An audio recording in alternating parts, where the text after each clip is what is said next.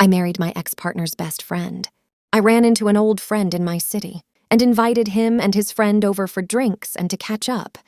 I ended up adding his friend on Snapchat, and we went back and forth every day until he asked me for a smoke one night. I went for a walk about 5 blocks away to deliver smoke to this guy, let's call him Darren, and we hit off visiting by ourselves. He and I got close quickly.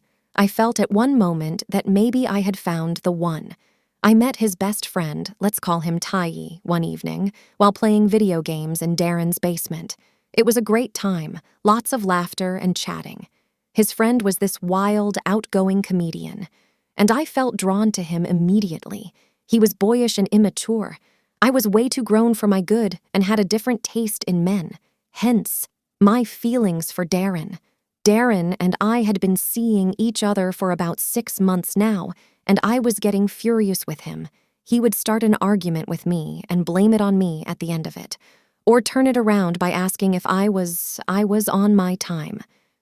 Tai could see my frustrations through it all. Being friends with me and Darren, he had an obligation to keep our venting sessions to himself, and he did it very well. One night, Darren proposed to me while we were in a bad place. I was so offended he even asked me for my hand in marriage, and I immediately told him no, and that it would likely never happen. Soon after, he had casually told me he was seeing another girl, and he was torn between who he should choose. I asked him what her name was, and he told me, Janie Klein. I was dumbfounded but relieved that now had an escape out of this relationship. However, I didn't have to leave Darren. Darren left me by removing me from all social media platforms and blocking my number from his phone. I walked away and carried on with my life without trying to replenish anything. Tai and I remained friends.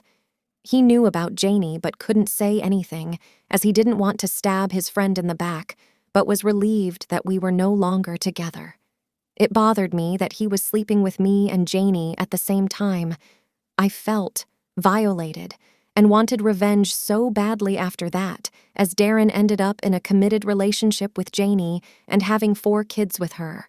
But I stayed silent because if I felt so horrible about sharing my man with another woman, I didn't want her to feel as violated and gross as I do.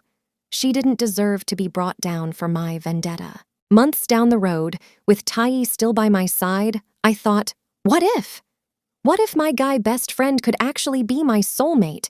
I feel empty when he's gone. So I went for it. I tried the Kiss Your Best Friend challenge, and surprisingly enough, he had feelings for me too. Unfortunately, Darren and Tai didn't remain friends. Darren began to treat Tai differently and alienated him after I rejected his proposal. Possibly he knew Tai was free to mention that he knew about the cheating, which Tai did. He felt horrible that he couldn't tell me. Tai is your loyal best friend. Bro code is very important to him. None of that mattered when I kissed Tai. I felt a connection to Tai more than I ever felt with anyone, and I knew that my thoughts were right. His boyish immaturity has kept me too grown for my own good soul young.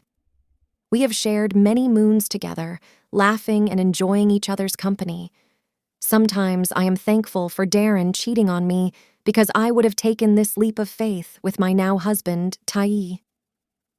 We have been married for 7 years, and they have been the best 7 years of my life. Sometimes Darren crosses our mind, but it's usually to thank him for effing up so bad that we were able to finally be together. Tai keeps me young.